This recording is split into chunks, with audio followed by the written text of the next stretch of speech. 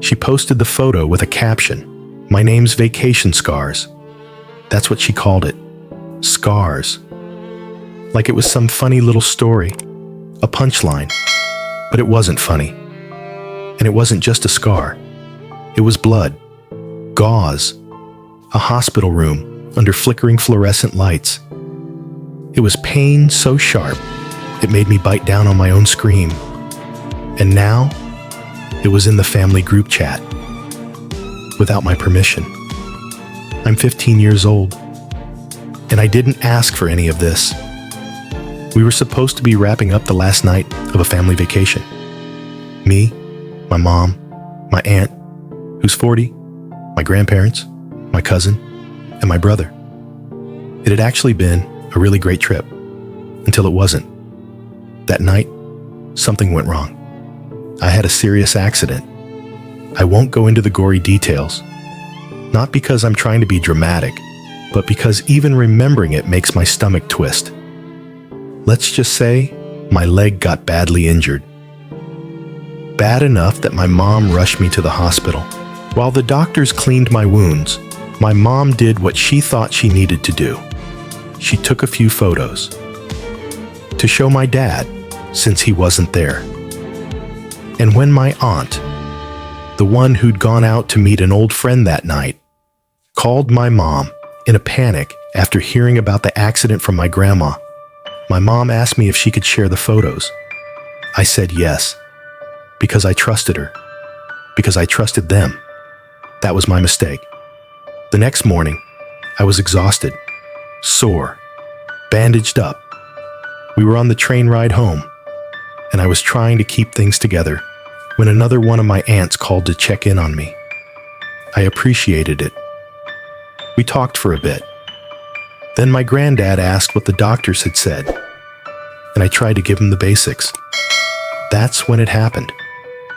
Out of nowhere, my aunt, the one who'd seen the pictures the night before, decided it would be, I don't even know, helpful? Entertaining? She forwarded the photos of my injuries to the entire family group chat with that charming little caption, "My name is Vacation Scars." I saw it instantly, and my blood boiled. I asked her, no, I told her, to delete them, and she didn't apologize. She didn't say, "Oh my God, I'm so sorry, I didn't think." No, she defended it. It's just your leg. Everyone already knew.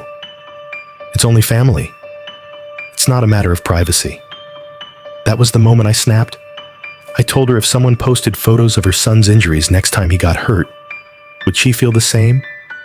Would she laugh it off as no big deal? Would she think a cute little caption made it okay?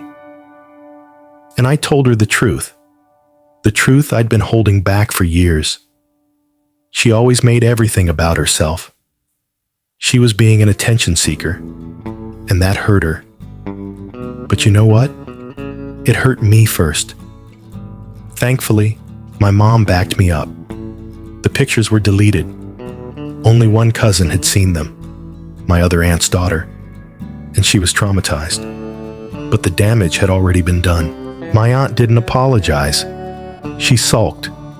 She started acting like she was the one who had been wronged. She whined that we were all growing up too much and didn't love her like we used to. She made herself the victim. And then my grandparents got involved. While my mom and aunt were out getting food, they sat me down. And what did they say? "We're family. What privacy? It's just your leg. What consent?" They hadn't even seen the photos. They didn't know how graphic they were. They didn't want to know. To them, I was just being disrespectful, too sensitive, too emotional, too young to have boundaries.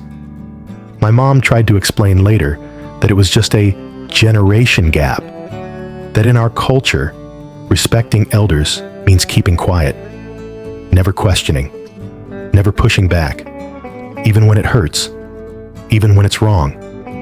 A few days later, I got an invitation from my aunt.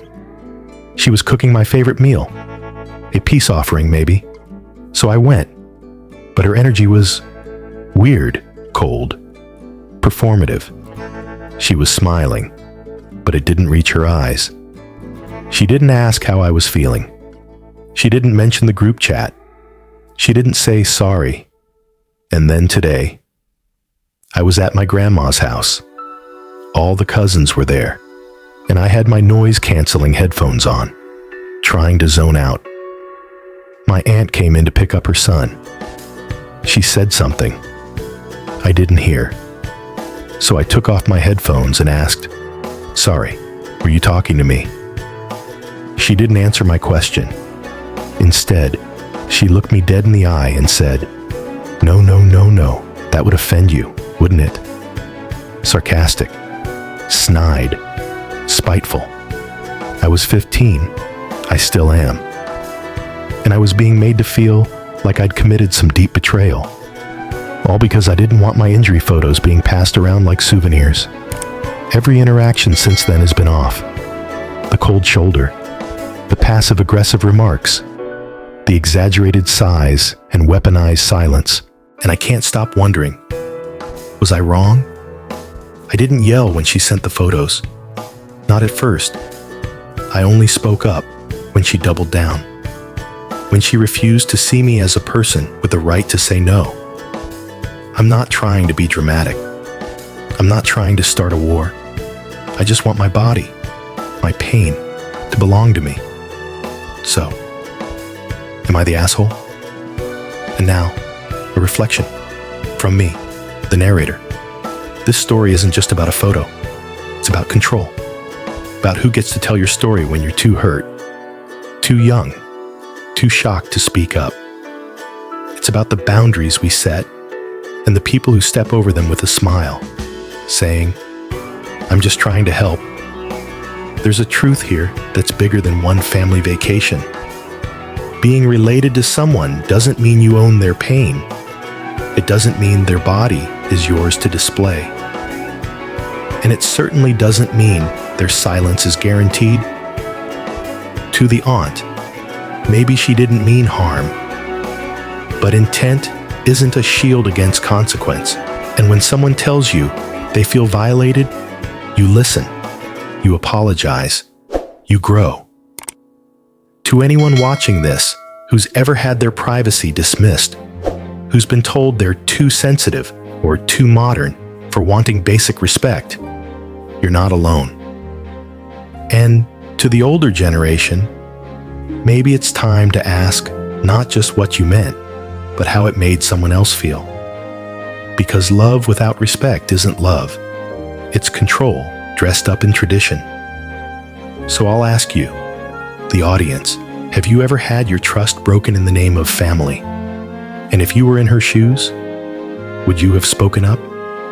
Leave your thoughts in the comments. And as always, stay strong, stay kind, and keep asking the hard questions. This is AITA Stories. Thanks for listening.